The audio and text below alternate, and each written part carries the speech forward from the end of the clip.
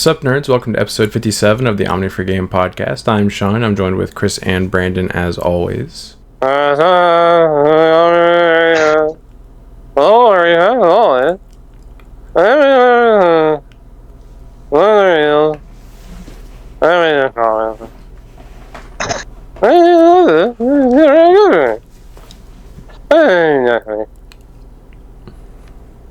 the episode.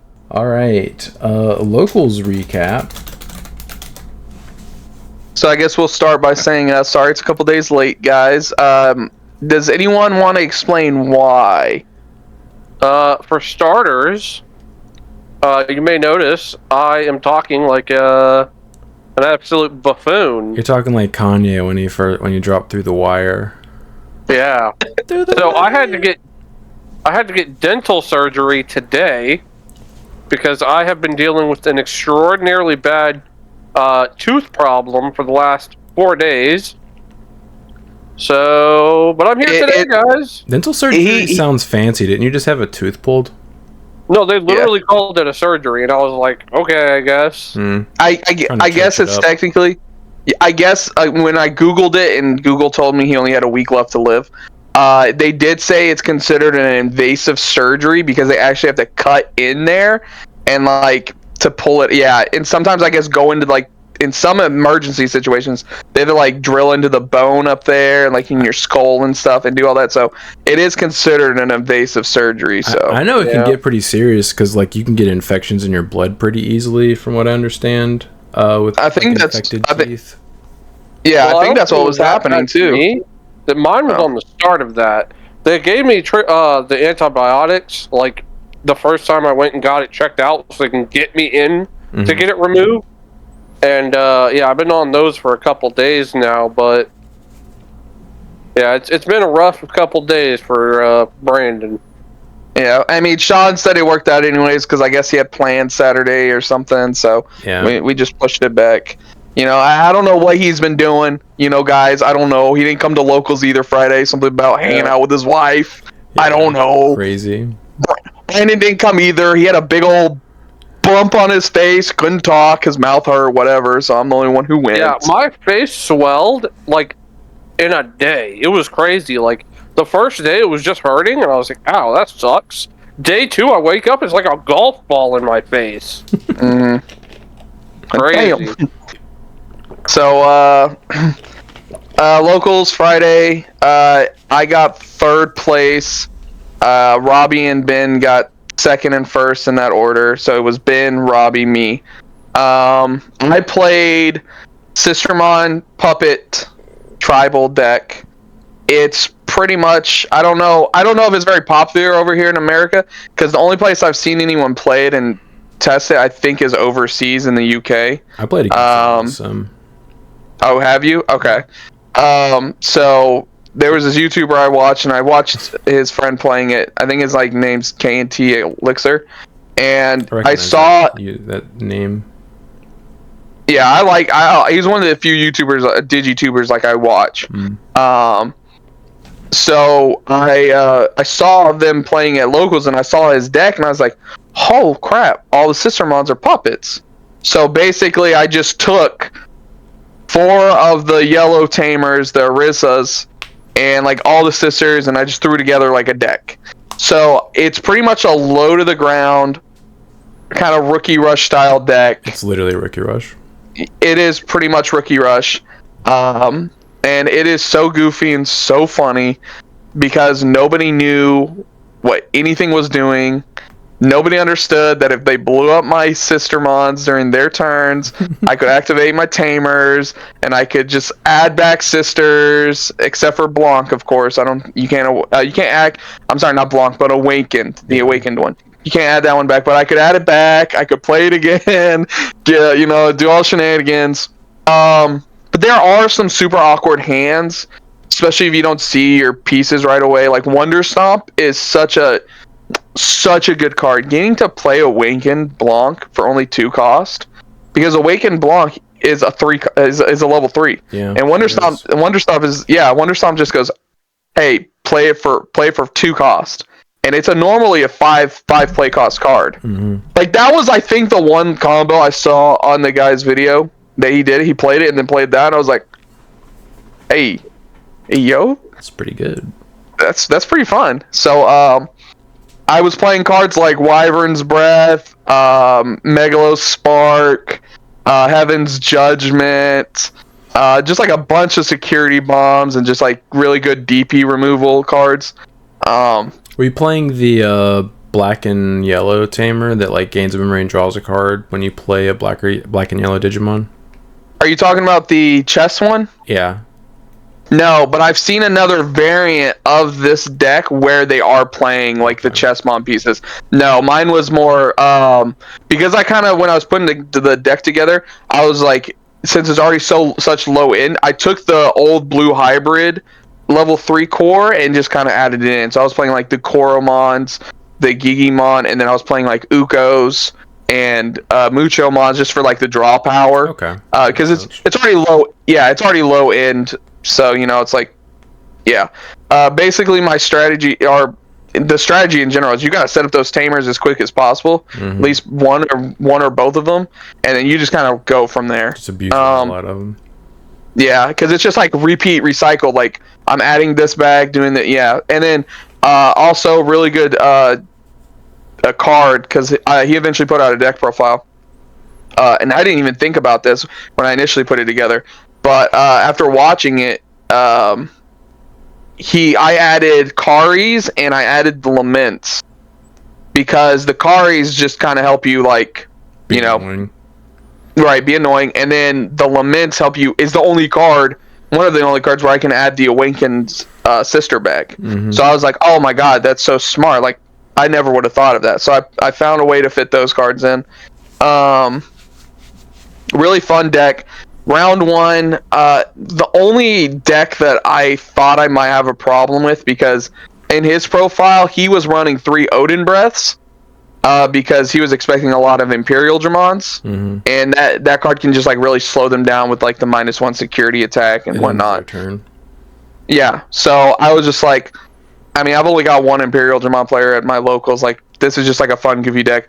I'm only going to play one copy. I'll just play it as like a fun little card. I'd rather play like the Megalos Sparks and like more Wyvern's Breaths and Heaven Judgments, because those are just good cards. Honestly, now in hindsight, I would probably cut the Heaven's Judgment, because I'm really only playing 3 different colors, and they don't, like, they're not always, no, I guess I'm playing technically more than a Death X. But you're not going to have colors. like a field of like 3+ Digimon most of the time. Right, so it's not like, because I'm usually just swinging right away with them, so there's not many.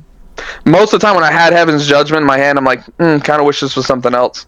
Like I did use it once or twice and could kill a couple bodies or one big target, but it just didn't come up as often as I feel like something like the Odin's Breath or like another Wyvern's Breath would have came out. Wyvern's Breath was the best card all night, like security wise, like option card wise, outside of Wonder Stomp, of course, but like removal.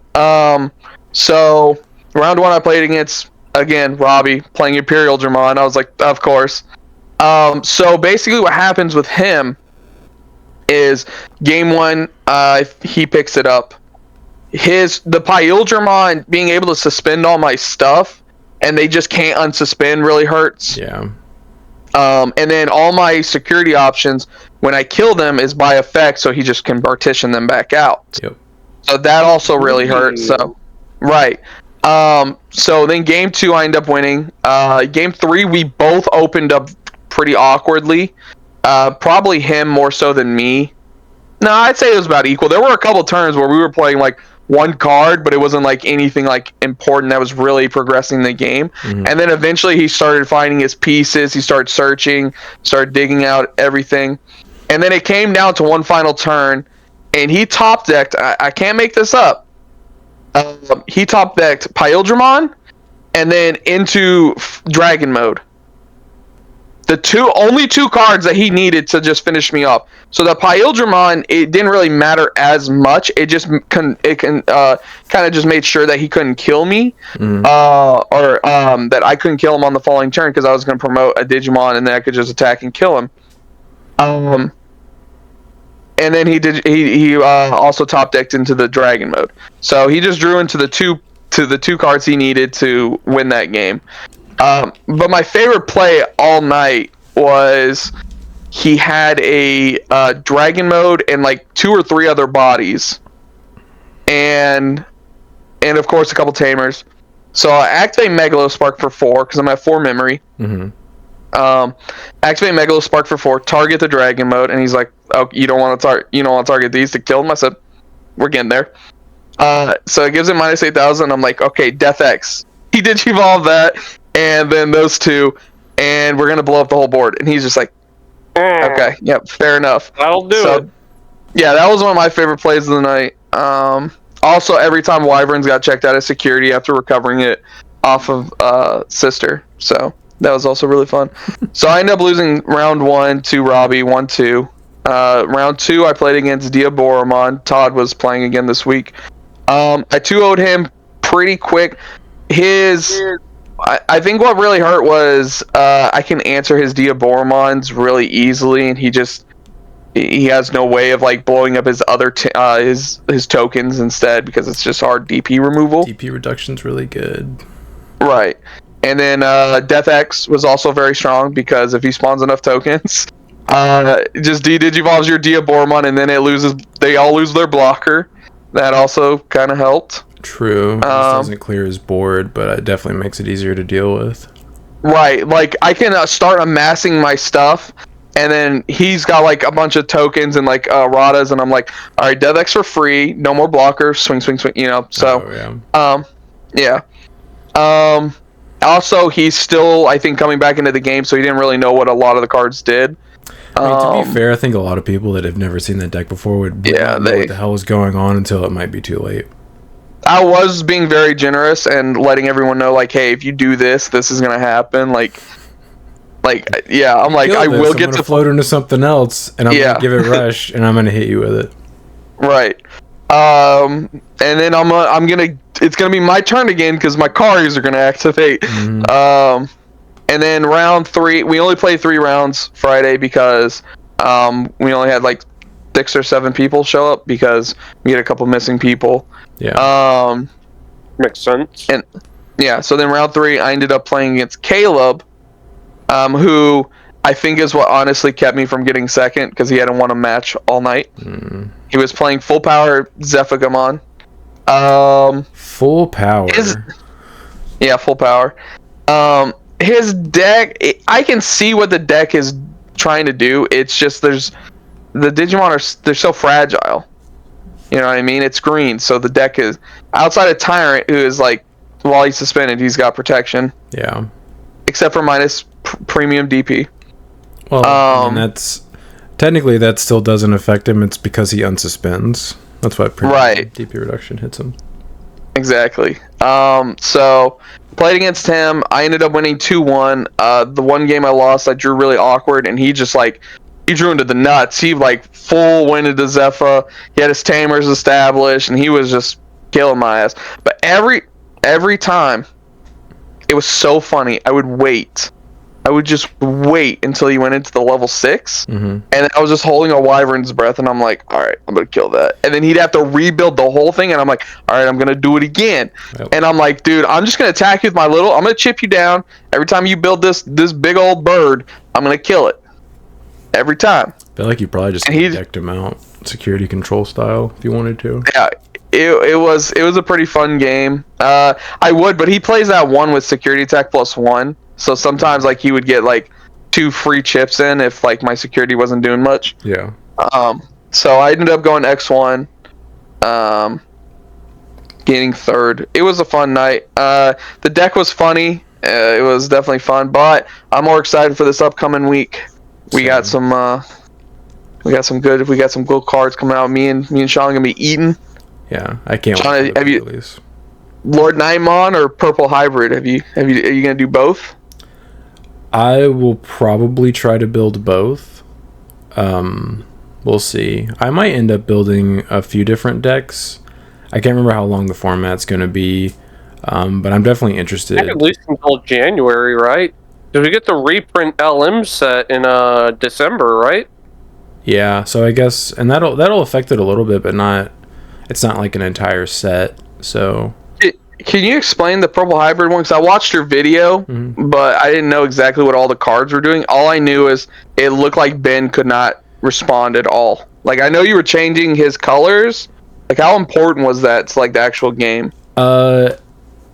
Changing colors doesn't really affect him with Lucamon. It impacts people that are playing aces because you can potentially keep them from being able to blast Evo.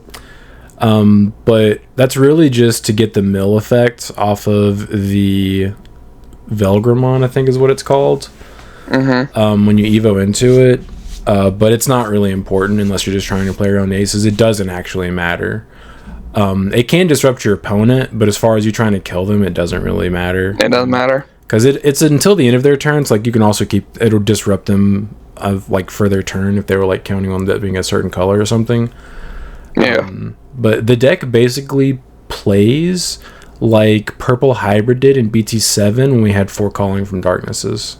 One of the most fun decks to play with Cherubimon and all that. Yeah. Yeah, but it's just infinite resources. You just need to see Matt and a Duskmon and get a Velgamon in the trash, and like you're basically good. Matt, not Koichi. Nah, Koichi's not necessary. Matt, when you play him back, he grabs the Duskmon back. Oh, okay. So you literally, fair. Those 3 cards is all you need. Yeah, you just Evo into it for 3 because you don't get the reduction because it's not Koichi, but it doesn't matter. Then you change whatever. Swing Evo into the Vel, got a trash for free. It doesn't matter if it lives or dies to the check because you can kill itself anyway to kill the lowest levels on your opponent's field. And then it dies, you play the map back, and then you grab the Duskmon back, and you can do it again the next turn. It's just literally infinite. See, I think this was one of the...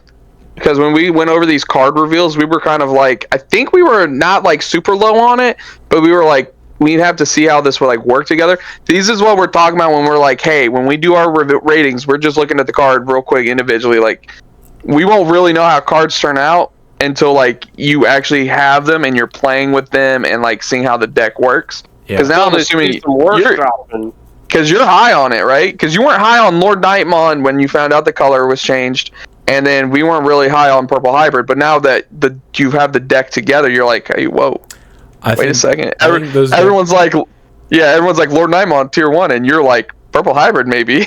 I think they're both going to be tier 1. The reason why I wasn't high on Lord Nightmon X when I originally found out about it is because I was under the impression you had to play the Nightmon engine, right? Like Dark Nightmons and stuff. And I did test that, and I was gonna say in your video they weren't even there. Yeah. I didn't even. I recorded them, but I'm not bothering to post those. I basically just watched Ben kill me while I like floundered around trying to do stuff. I wasn't playing optimally, but the engine itself is just super clunky, and like it doesn't have the speed or the killing power that the purple base does.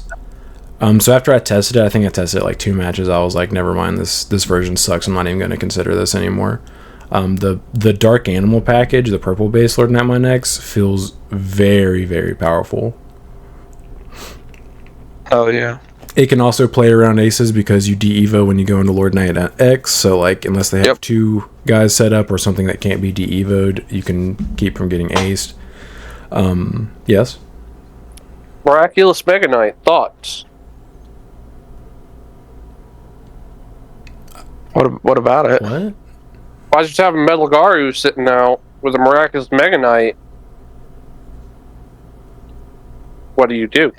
He's asking how you respond to that. Also, I forgot the last sentence of Lord Nightmon's when Digivolving effect when we were playing because I literally didn't read it.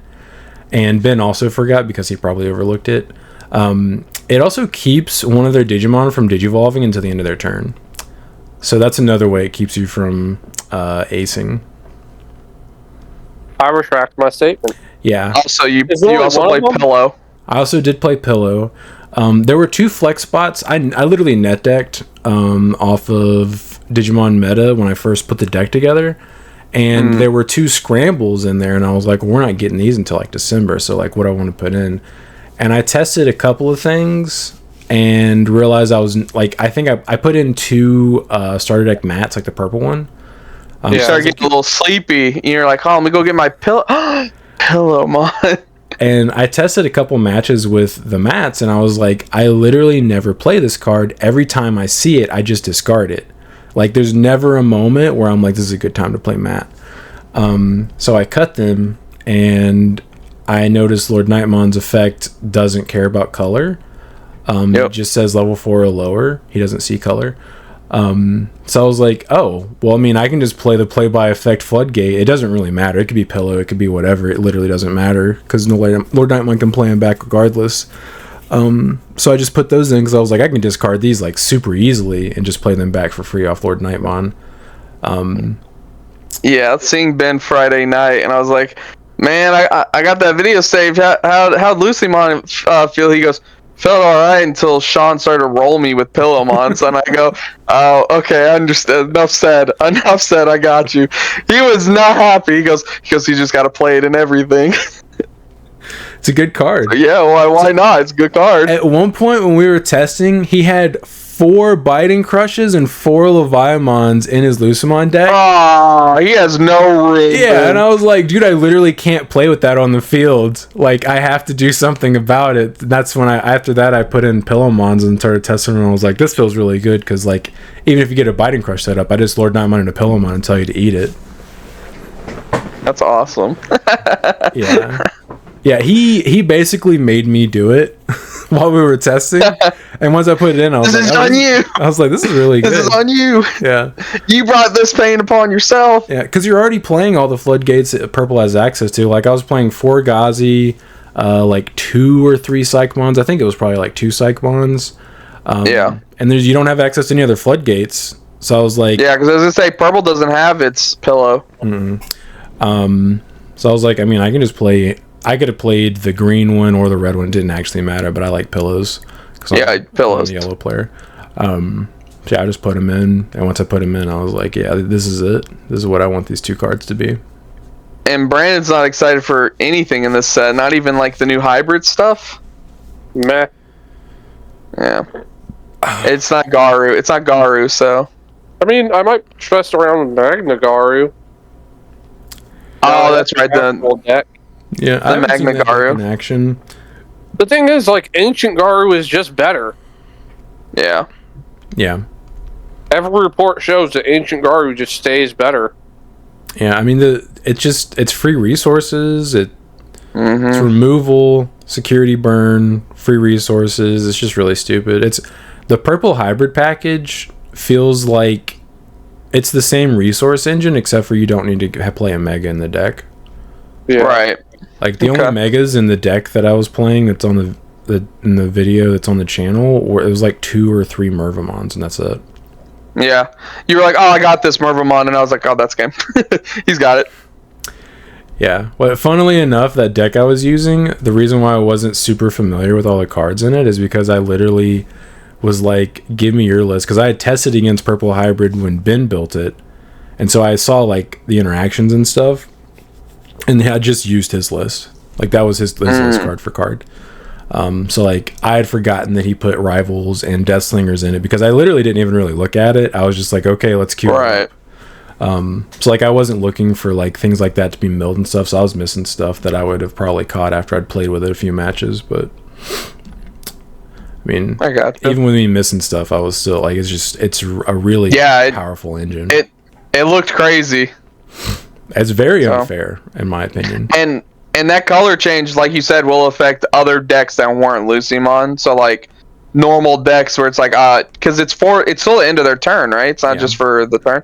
Yeah. See, so it's like I can't even Digivolve that now. Yeah, unless they have a black box Evo condition, then they're not going to be able to Evo if you change them to the right color. If like you understand what their deck's doing, you can just be like, make you this color, so you can't possibly Evo into anything in your deck.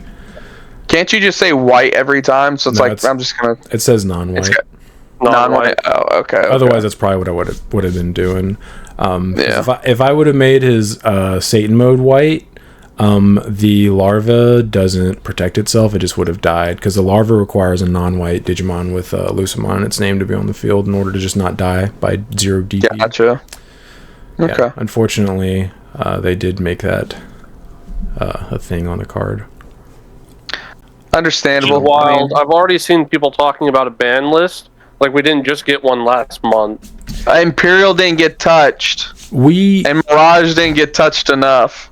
For some reason, they do like giving us ban lists at the towards the end of the year. Like, we've gotten one in the fall and then another one like in January, I think like last year is how that happened.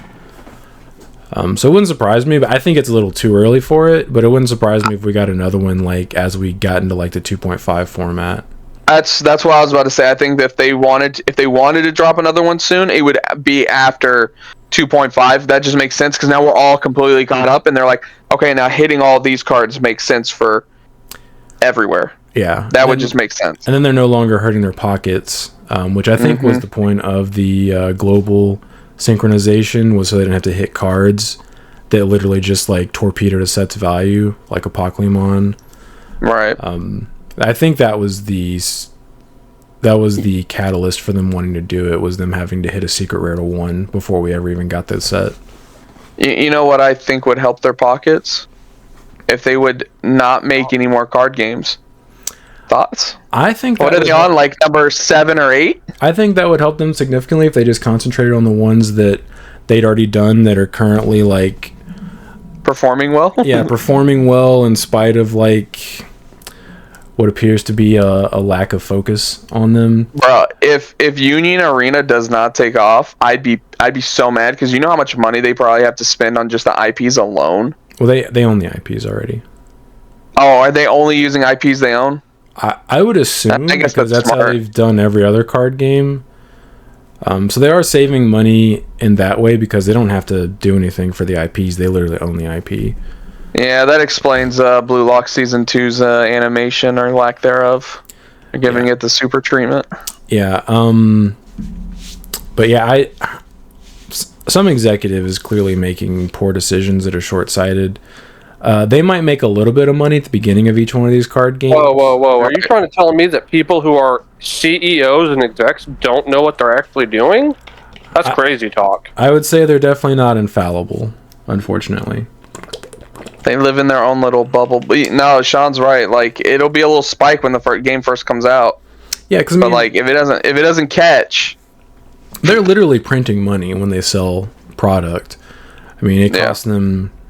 I can't imagine how cheap it is for them to print cards for a card game.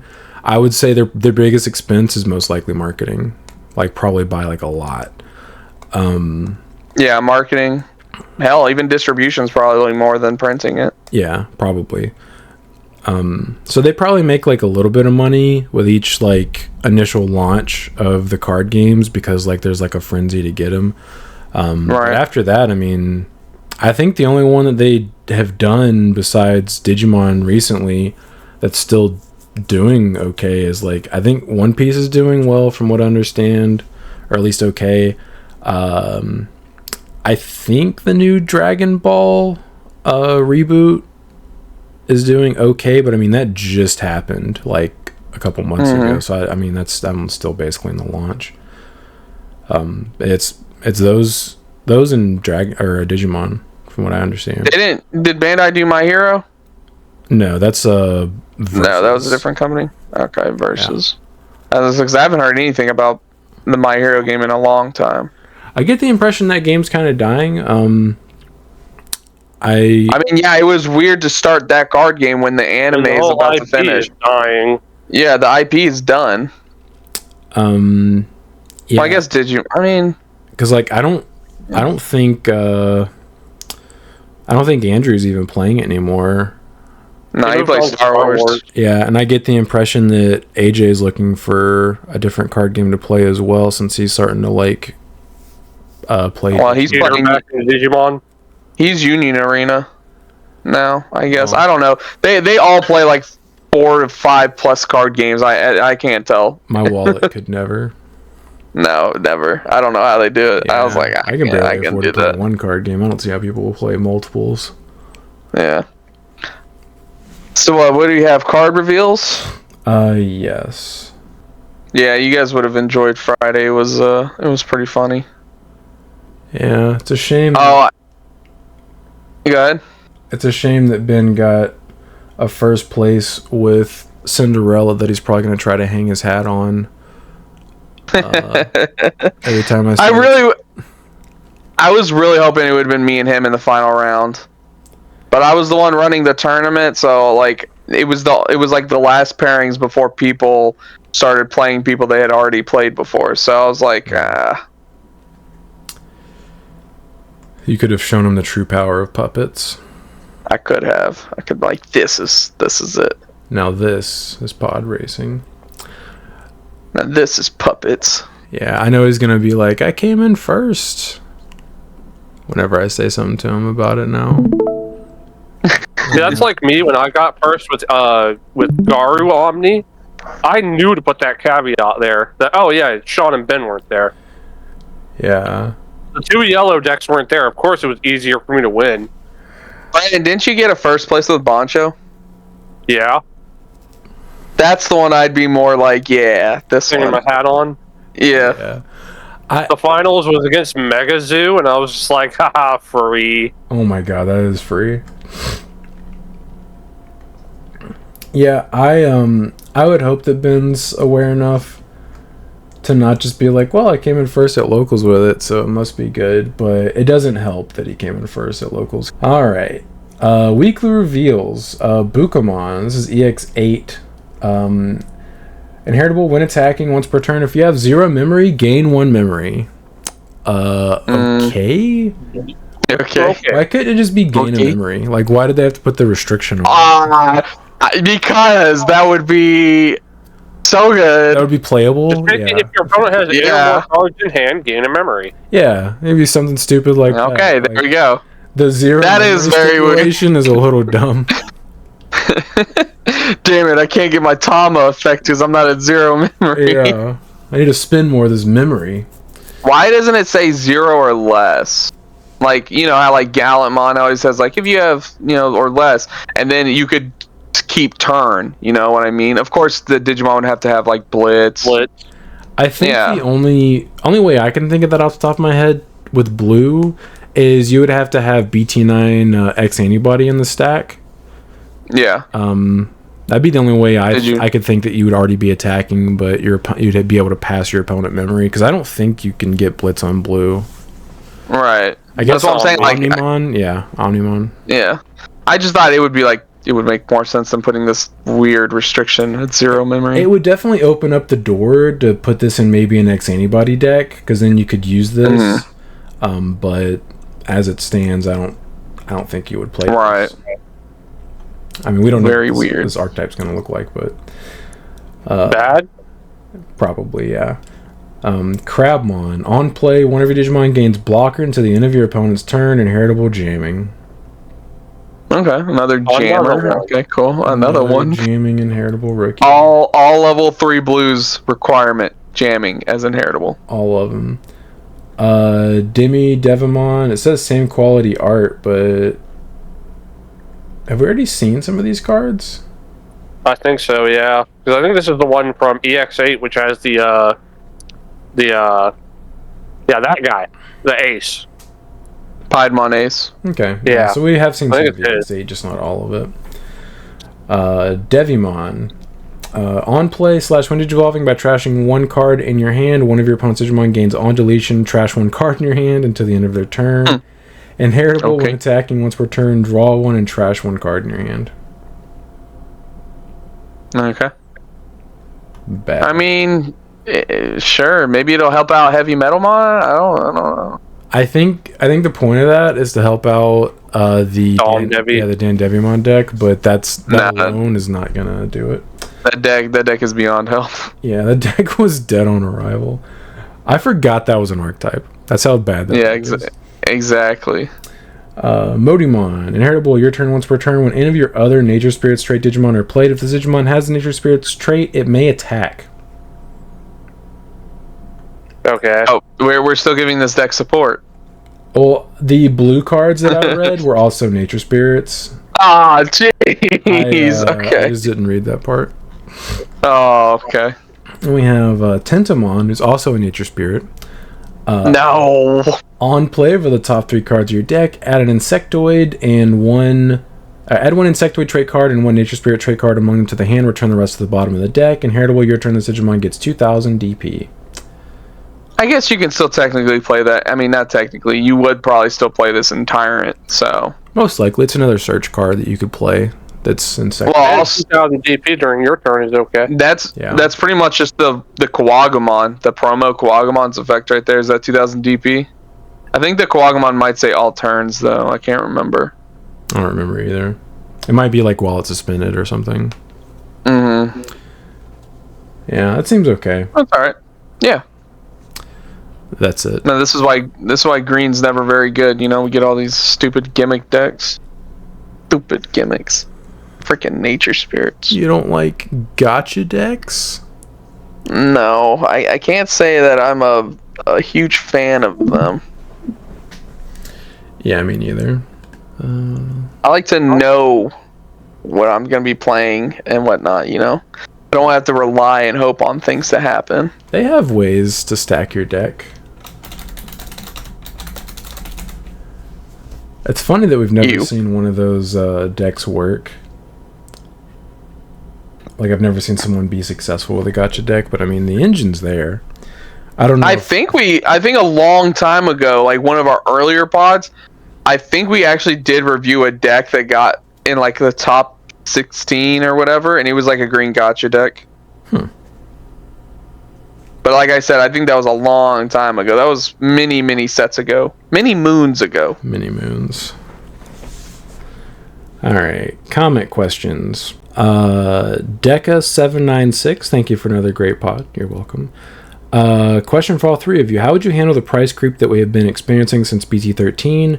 We were known as the cheap TCG. Join with $20 to $30, you get a deck, but prices have been going up with each release, and getting old cards is getting harder and harder every time. Also, someone from Latin America whose access and stock of product is a coin toss due to the terrible distribution company product like Rising Wind. Due to the terrible distribution company, product like Rising Wind was really good. It helped with making a lot of cards available that were needed. How would you expand the game on communities that are having issues getting old cards, like some of us in Latin America, without creating another reprint set, which I assume, based on your reaction to the RB prices, you think it was a total mistake? And a third question I know is a lot. Once we are all in the same booster at the same time, wouldn't it make sense for international online tourneys to exist? Yeah. I think this kind of happens with like all card games, right? Where it's like once you get to a certain point where like some of they stop printing the older sets, and like some of those cards can still be used nowadays, or just like they haven't been power crept. Like that, the security attack +1 Greymon, like that still sees like random play in red decks, right? Like it's still like a you can't find like a red level 4 to play. Just play that. It's just free security check. Yeah. They did finally reprint that card. Right. So like it's something that was widely distributed. Right. And you know, so cards are just gonna like go up in price because the cards stop getting printed. And if anything sees any kind of success, the price jumps up. I still think the game is like super cheap. I don't know what it. Yeah, I honestly think it still is.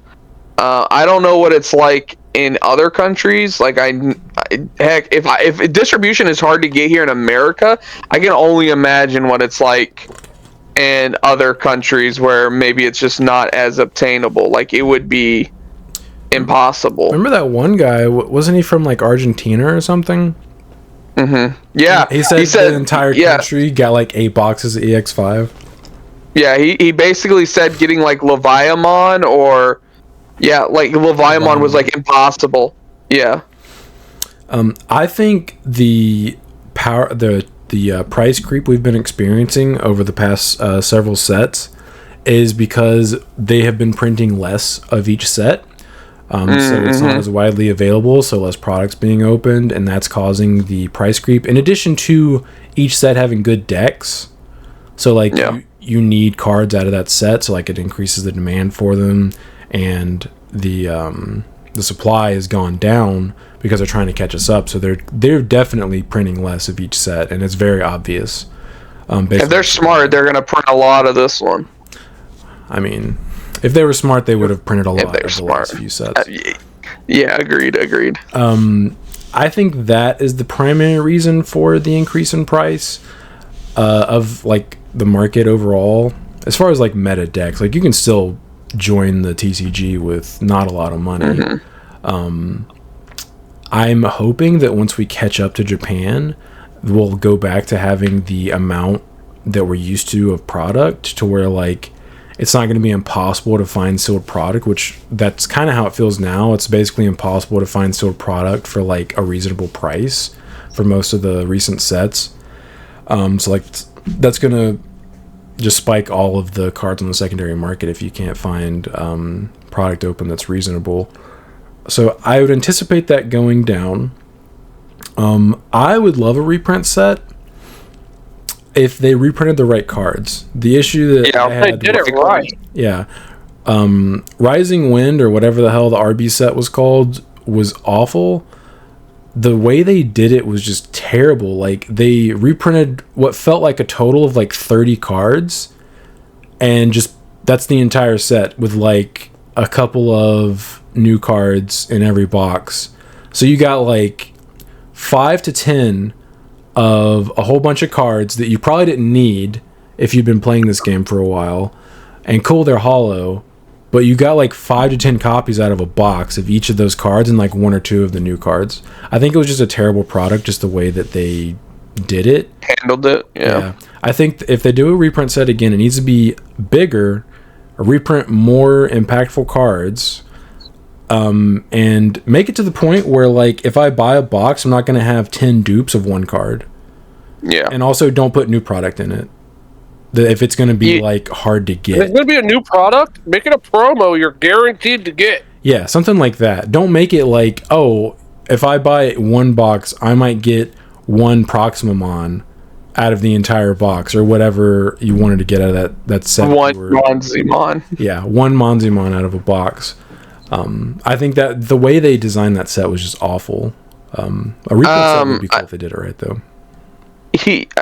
Maybe another suggestion is, and it's gonna suck because like if it's in Latin America, you're gonna have to pay extra for shipping. But I know there's a bunch of like Facebook profile or like Facebook pages, like specific sell and buy pages for Digimon and other card games. You could join those and look for the cards that you're looking for there.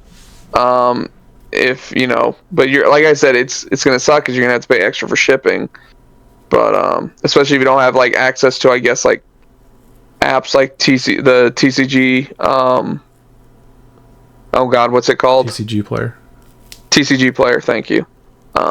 You could join a Facebook group and try and buy your cards off there. I like our idea of just copy Yu-Gi-Oh.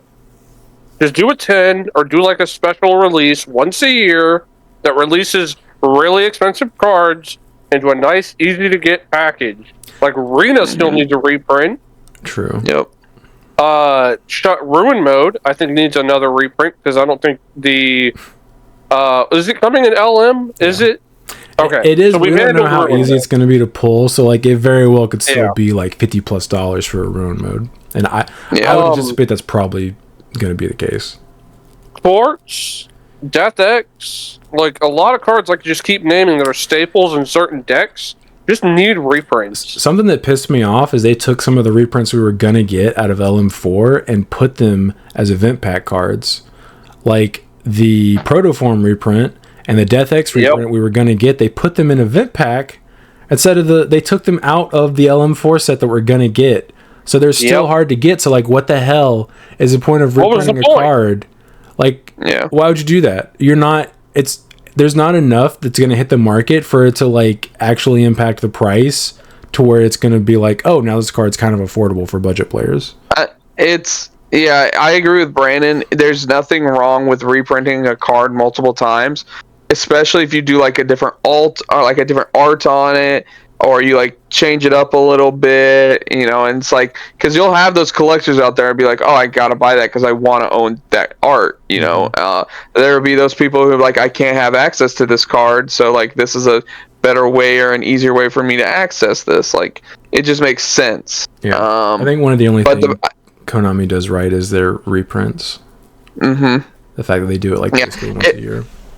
Most of the time it'll be months later when the card's probably not that relevant, but you can now have easier access to it. So and with our game, it seems like some things might fall down in value a little bit. Yeah. But if they ever get to the point where people think they're going to be like meta again, they immediately skyrocket back up. Protoform. Yeah, Protoform is an example. Those things are ridiculous right now after the buyout. Death X is another example. Like, sometimes they'll drop down to like $30 or $40 for the regular art, but if it becomes meta or good again, it's immediately skyrocketing back up. And the event pack reprint's not going to help that. Nope. The other question about us having international online tourneys, I don't think that's feasible unless they come out with an official online client that's automated. Language barrier. Yeah, because there's a language barrier. Like, I speak English. I can understand some Spanish, but that's about it. I wouldn't be able to play with a Japanese player at all. Like, I could point to my cards and be like, effect, but like, I mean, if they don't know what's happening, I'm not going to be able to explain what the hell's happening if they don't understand like an interaction. Right. It'd be nice if they did that. I would love it if they gave us an official client that was automated, preferably. But I don't think that's going to happen anytime in the near future. No, I agree. It would be cool. It would be awesome because then, you know, like tournaments would probably, you know, be a little bit more full. But yeah, with like the language barrier there and everything like that, like you guys would probably imagine, oh, these Americans, you just don't assume we all don't just speak English. No, like not everywhere. I mean, obviously, I would never presume that. Yeah, exactly. But yeah, it would just be. I think it'd just be a little bit too complicated. And it's like you said, unless there was like an online client where you could just type, or no, I guess even then it wouldn't matter if it's automated. So yeah, there would need to be communication. Hold on a second. But yeah, I think it'd need to be automated. I mean, they could have like a chat interface to where it had like Google Translate built into it or something. So yeah, that probably, that's what I was gonna say. Yeah, that wouldn't be a big deal, but I think it would need to be automated just to avoid like, because that's the main reason why I don't play randoms on Drazel, is because if someone doesn't understand an interaction, I don't want to have to take the time to type out like an explanation. If we were in person or like on a Discord call or something, it wouldn't bother me. But having to type it out is just so tedious. I just don't want to do it. Yeah. That's why, like, if I play randoms, I play them on the DCGO. Ben plays on the Drazel sim against randoms all the time. He plays on Drazel what feels like almost every day, and he's playing basically nothing but randoms. Like, I don't play him. That man's committed. He is. And sometimes he'll send me screenshots, and I'm like, yeah, they clearly lost there. But you proud of yourself, Ben? That's probably a 5-year-old. That guy's never gonna pick up Digimon again. Yeah, you just bullied him. That poor Gallantmon player. Yeah. Yeah, would be nice though. You guys have anything else on that? No, I thought it was a really good question. It was. Really good questions. D. Lacey 1895, where's my Cyber Sleuth set, goddammit? Agreed. Agreed. What was in Cyber Sleuth? Is that the Nokia. Takumi, okay. Arata, Yugo, Yuko, all those people. You don't know who the last two are, but correct. I'd be down for that. I mean, I like Omnimon, obviously, so like I'd be down for Cyber Sleuth. The last two I mentioned are a tamer for Gaiomon and Machindermon. Oh yeah, that'd be sick. Mm-hmm. I would like Gaiomon having a specific tamer? Fuck yeah, let's go. Yeah. Or, I'm sorry. Would be nice. Yeah. There's even one. It's the drug. There's even. There's even one. There could be one for Lord Nightmon as well. That is a story spoiler, though, so... I mean, I don't care about having spoilers. Lord Nightmon got titties!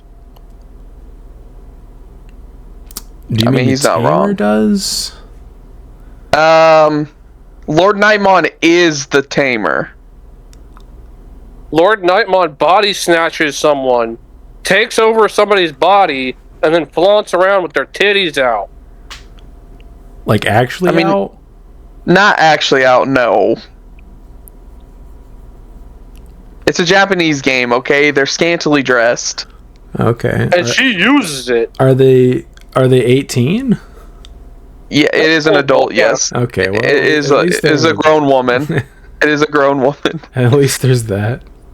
Yeah, but no, I mean, you could put that into like as a card. You could be like, this is a Lord Nightmon tamer. Here you go, Sean. I mean, I wouldn't really say her titties are out in that picture, man. You haven't seen her animated in the game. You made it sound like she's just like bare chested, naked all the time, titties out. Anyways, there's a couple different Digimon and tamers and stuff that it can come from that game. There's a lot. Like Drazel's in one, in the first one. What's her name? Old Force and Rena are in the game. Like all kinds of stuff. All the Demon Lords.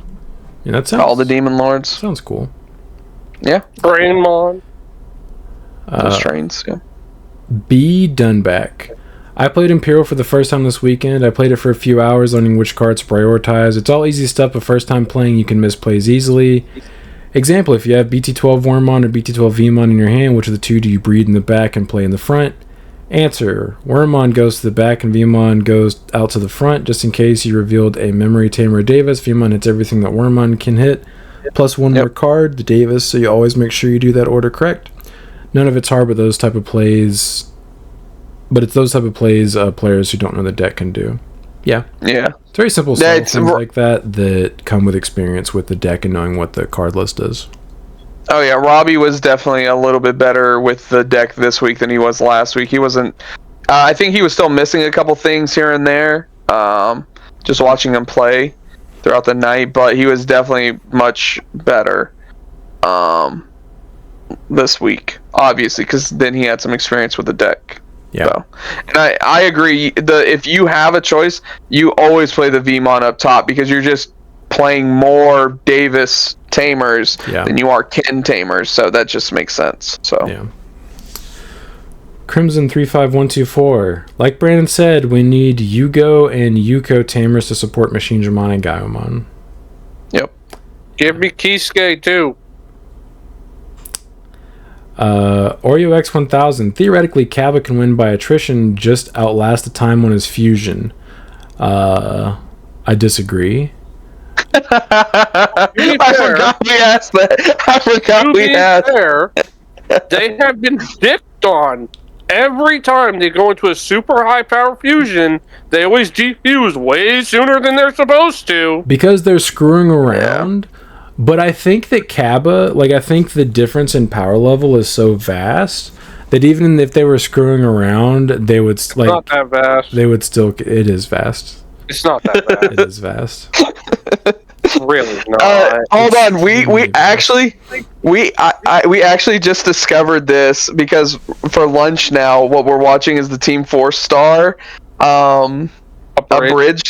a bridge of Dragon Ball, and I was asking Brandon, I was like, what do you think made them make Popo the strongest in the entire universe? And Brandon was telling me, I had completely forgot about this, in the Boo Saga, he trains with Trunks and Goten as their Super Saiyan. Well, they wake up and try to fight him. Yeah. And He's Popo, holding his own. yeah, Popo is literally taking them both on. And if Now, you this think is about filler, it, mind you, but yeah, if you think about it, if So he's it's holding not both of canon in the manga. it's not canon. Okay. Yeah, not canon.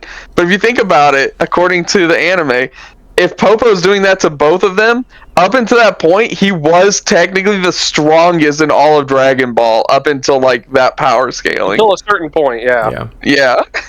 So they took that, applied it to early Dragon Ball, and just made it the running gag that he's actually just God. Yeah, he's just God. He's basically like Whis. Yeah, yeah, pretty much. We shivers in Popo's aura, okay? Hey, episode 2 of Daima. We got the best Popo ever. We did. Little baby Popo. Sean, did you know Popo has little horns? No, he always has a turban on. Yeah, he's got little horns. Little We baby found that Popo. out. I'm curious what the hell he is. He's God. What do you mean? I would imagine It he's is in the funny. demon realm if he has horns, but who knows? He is from the Demon Realm. We get some lore in Daima that anybody with pointy ears most likely came from the Demon Realm. Yeah. Sounds a little racist, but All Namekians are from the demon realm. We found that out. he said also, question is, are we referencing OG Super Saiyan 4 Gogeta or the Xeno Goku Vegeta that existed in the Xenoverse timeline? Changes things potentially as they threw hands with Super Saiyan Blue Goku Vegeta and seemed evenly matched. No. We're not using the card game commercials. We're not using the weird superhero anime they did. Just the shows. OG GT. OG, yeah. Yeah, I mean, Sean doesn't care. He's just gonna say Kaba has no chance. yeah, Kaba gets washed. You can spew any... He sees a furry. He sees a furry and thinks, man, that thing could beat up a child. Kaba doesn't... Oh, okay. I thought you were talking about Kaba. So you're calling Super Saiyan 4 Gogeta a furry? So I mean, he is fuzzy. Furries dress up as animals. They don't naturally have the animal characteristics. Goku just naturally has fur?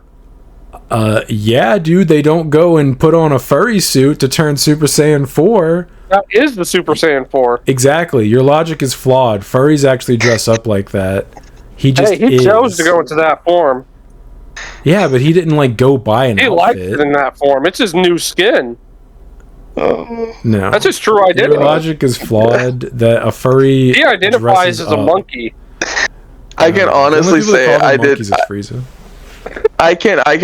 Dude, imagine if Frieza saw Super Saiyan 4. Oh my God. Right. The bars that he would have dropped. Oh my God. Which he is allowed to because Frieza has that in him. He is okay. black. We know from Yes. he His is final form is black. Black Air Force Frieza does exist. Yes. I can honestly say on my checklist of things for today, I did not have are Super Saiyan 4s furries? I mean, they're On clearly there. not. That's a bad I need to faith go into argument. Sparking Zero, and I need to see what Frieza says to Golden Great Ape Baby. I need to go see what he says. And against Super Saiyan 4. I just want to see if they have a special interaction. Yeah, they could or they might not. It kind of just depends on how much time they had, probably. I mean, there's some wild reactions in that game. The no Goten, cap? yeah, Trunks says no cap. Kid That's Trunks. Yeah, it says no cap. And then Goten. Not fake. That was fake. No, it wasn't. Yeah, it's fake. It was fake. Ah, good, thank God. Just like But the Typhlosion leaks. Trunks 1000% says Typhlosion no leaks were real, cap. my guy. You need to No, accept they that. weren't. It was a ditto. You need to come to terms. I'm sorry. It doesn't mean I your was Typhlosion did hoping that. I could slide that in and we would just move past it. We didn't have to talk Typhlosion is about it. also part Diddy type. Oh my God. Oh, it's not cool. It doesn't mean your Typhlosion that you picked as your starter did that. It just means he's capable. He's just not a Joe. He's not a. He's just. Oh my god. Oreo He's not a X1. Johto. He's a Hisuian. You didn't play Legends Arceus, did you? Nope. No. You don't get it. Go to the next question, please. Oreo X1000. Favorite Spider-Man would be PS4 Spider-Man. VA just hits all the notes as Peter and Spidey. Superman is Cavill, as I was too young to really enjoy Reeves or the Lois and Clark show from back in the day. Batman is basically all of them apart from Pattinson, as I never had the desire to see that movie. Kilmer and Affleck were the best detectives over the movie Batmans. Superman is Cavill. I agree. I mean, I saw Reeves, and I actually watched Lois and Clark when it was coming out, like, actively. Yep. I still think Cavill's the best Superman by, like, a wide margin. Now, I am excited to see what James Gunn does with this upcoming Superman. I like the couple movies that I think his name's David Cornsweet or Sweet or whatever. I can't remember his last name. I've seen some of the things he's been in, and I thought he was a fine actor. I agree, though. Cavill, I feel like if Cavill would have been given more of a chance, like Man of Steel can be a little sad and depressing, which to me, Superman's always kind of been like, a little upbeat, cheerful and stuff. But when I think of Superman, I just think of Cavill. So, I think for me, it's the same as with Batman. I usually go to the voice actor first, which he doesn't get a whole lot of credit, like Kevin Conroy did, because he wasn't as iconic. But his name is one of the Winchester Bros. Dean Winchester was he VA'd for Batman, I think, at one point recently. Oh yeah, at one point, yeah. But I was gonna say, as Kevin Conroy, like Superman, as voiced by George Newbern in the DC animated universe, is one of my favorites. I enjoyed those movies, or movies, or it was a show too, right? Wasn't it? Yeah, the movies too. Yeah. I enjoyed those portrayals of basically all of them. Like that monologue he gives against Darkseid when he's talking about how he feels like he's living in a world made of paper mache. Yeah, which makes so much sense. Hard. Yeah. I remember thinking that. I was like, go around like feel like I'm gonna break everything. Yeah, I was like, that does make so much sense, because like when you think about it, like if you. So, yeah, I can imagine how nice it would be to be like, oh man, I can finally I can punch you. A lot of people don't realize this, but they actually had to switch voice actors between Superman the Animated Series and Justice League. Because I guess the original guy went to do filming or something like that, but the guy from Justice League specifically is the one I usually go for. I can't remember the name of the other guy. I will say, one of the critiques of Man of Steel was like how mopey it kind of was when you're used to Superman being upbeat. But I think the reason why people say that is because Snyder didn't get a chance to tell the entire story, because that was supposed to be like day one Superman, and he wasn't always super upbeat Boy Scout perfect. Yeah, he had to become that. Yeah, he had to become that person, and one of the that was one of the paths he was taken to get there. You could tell by how hard he took killing Zod. I think that was he didn't want to do it. Yeah, I think that was probably the moment that Snyder was going to use to have him become the upbeat Boy symbol of hope. Yeah, but he didn't get to tell a story because the producers and stuff kept messing with his movies and causing them to perform poorly, and then they blamed him for everything, and all that stuff. Listen, just save Pa Kent. Just save him. That's fine. That was admittedly super stupid. That was very save him. That was very stupid, because you could have just ran over there, yeah. Or you could have. Nobody's gonna know. No one. No, I think there were people around, but there were. But he could have just fast. You could go and just take him somewhere else. Don't come back. Well, I'm pretty sure he would kill Pa Kent because he doesn't work the same as the Flash does. Where he has a protective membrane in the comics. Don't you read the comics? It depends on where you're looking at your source material, but I would imagine, well, I guess maybe he might have that in the movies too, because he did pick up an entire plane. He was Lois a good few times. Well, he picked up an entire plane, which wouldn't actually be possible unless he did have that. as explained in the Boys universe. Whenever The boys, yep. What do you want me to do? She was like, he's like, what do you mean? There's no resistance up here. We're in the sky. You're like, doing what? How? Like, how the hell am I supposed to lift this? I thought about that. I was like, yeah, definitely, duh. Like, how would he do this? And so even if he like pushed into it, like he would just go through the plane. Like the plane structure is not designed to carry its entire weight on what would be the size of 2 human hands.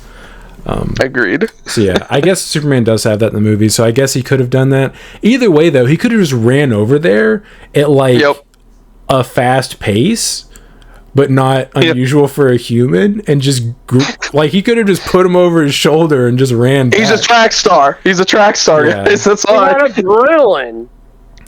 A pregnant woman lifted a car on adrenaline. Well, yeah, but him flying away with his dad is not going to be. Oh yeah, we don't say he's flying. Yeah, I do agree that was kind of flying, doctor. I don't know, man. It was a stupid way for him to die. They could have definitely taken some more time and figured out a better, more feasible way. They had a more feasible way. It's in the comics. He dies by a heart attack, and it teaches Clark he can't save anybody or everybody. That actually, why wouldn't they just? Yeah, I feel like that was a mistake making that choice. Yeah. Yeah. Oh, also, last little detail. The same voice actor who does Justice League animated, he does Injustice as well, which is a phenomenal showcase of his range. So I've seen some reels of that, but I've never watched the whole thing. I don't really enjoy watching Evil Superman. It's better when you play the game. The animated movie is actually low tier garbo, but yeah, I just don't enjoy it because like there's no checks for him. It's the whole purpose of the character. Yeah, if he goes dark, he's just a giant a-hole, and he's like super psychopathic and just kills people for no reason and very easily. Very easily. Yeah. It's not fun to watch. It's like basically watching a serial killer who's untouchable. Yeah. I'm like, I don't want to watch this. Understandable. Oreo X1000. Having tried bees, I can confirm it is fun. It only needs a way to play tamers and deal with your opponent's tamers, and I'd say it's one of the best Liberator decks out. The bar for Liberator decks, though, is on the floor, though. It's low. Yes. It's low. Despite the best Liberator card we've gotten so far is, unironically, not a Liberator card, and it's Heck Blaumon. Yeah.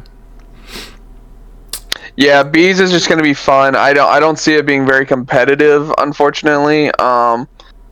It's just going to be like a fun deck to play with like a cool mechanic. It does have access to de-digivolving, and I think the one way to play your tamers out for free is you can play that Togemon, because you only have the 2 level 4s, so you can splash some Togemons in. You can even play the Namamon from BT11, I think.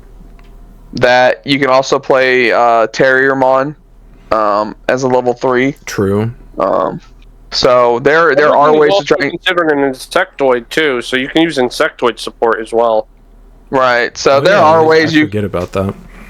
Yeah. So there are ways and cards that you can play in there to kind of fill your space, but it's not gonna be competitive. It's just gonna be a fun deck to play. Yeah. That one Larry dude. The Lucky Pack is speculated to be one of the SR or secret of the box to help with ratios. That would be interesting, and I actually forgot about that. That the ratios for this set are going to be kind of weird, because I don't know how we forgot about that, but like 1.0, 1.5. Wasn't it like 11 instead of the usual like 7 or 9 or something like that? I haven't looked at the total count, but I know it's going to be more just because of the nature of putting 1.5 sets in a box. That would be cool, though. That'd be a nice way for them to balance it out. Agreed. Especially with 3 secrets, potentially 4 if you count the Gallantmon, right? I'm not counting the Gallantmon. That's a cheat. Yeah, we're not counting that, right? There are 3 secrets, though. Just like 1.0, 1.5, and BT4. For some reason. Oreo X1000. Superhero movie tangent was worth it. 10 out of 10 would listen again. Benjamin Wiseman 6567. I'm a blue Magnemon player. You're right. Outside of Yellow Vaccine, it's fair, or at least more fair than Yellow Vaccine. I can also tell you that the promo Flamedramon is very overrated for it. Yes, you can use him to trigger your protection, but you won't often have him out and able to attack the turn after going into Magna X when you're likely facing a Pyodramon waiting to go into Fighter Mode Ace.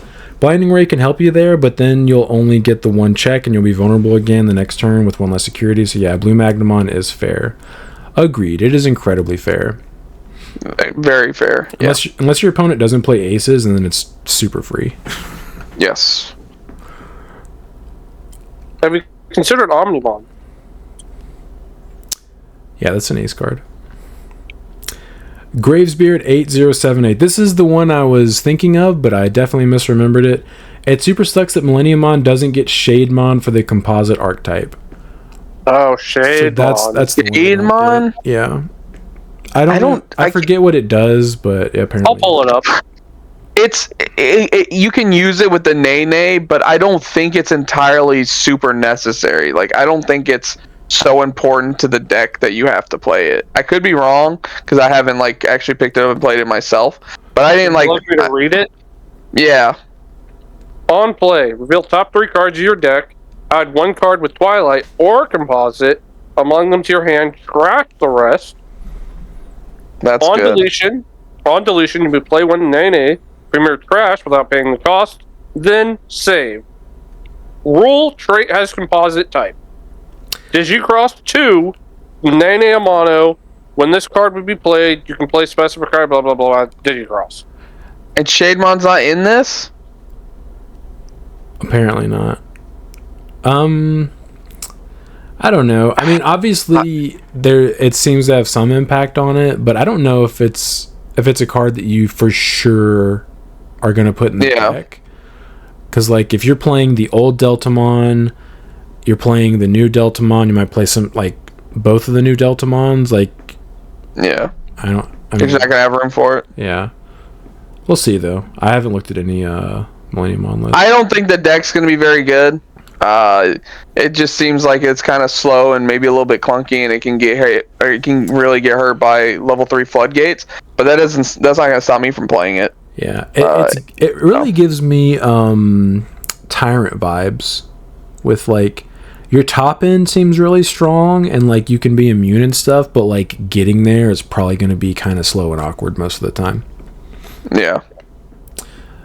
Quarterback TCG. Ain't no way Flamedramon ever hits 55. Too many good decks to play to pay that. So if it were a card that were easily accessible, I would agree with you. But because it's a box topper for a set that's hard to get a hold of, scarcity. Mm-hmm. Yeah, it's just pure scarcity. I think if for some reason that card ever becomes like a 4 of in a meta deck, they would skyrocket very quickly. Yep. They'd probably be pushing $100. So yeah, that's a card right there that needs to be a reprint. Yes, all of those box toppers should have been printed in a different way than being a box topper for a set we're not going to put them in LM, you cowards. Yeah, it'd be very cool if they were just like, hey, surprise, we're reprinting all of these highly sought after cards in LM. In the December set, do it, you cowards.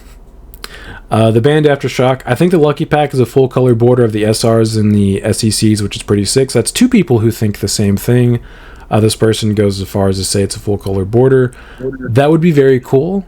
I think that would be nice of them, since it's going to be a big set. So like, if the set is as scarce as the past several sets have been, I think the secondary market is going to be very expensive for any card that's remotely meta because of how big the set is, in addition to the scarcity of the set.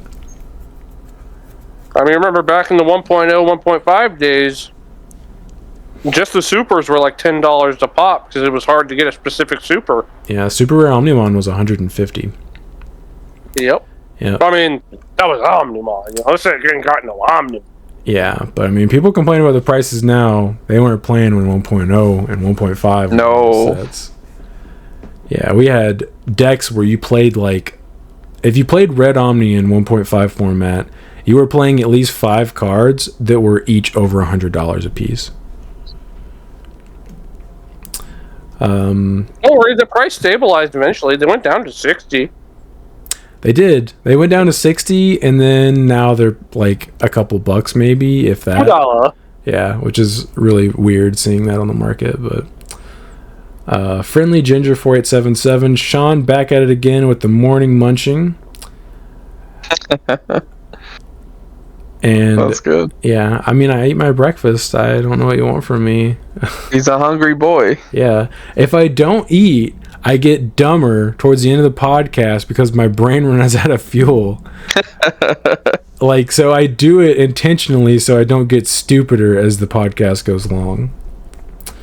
And then Hachiko42 gracing us with a good look at the cowlick to boot.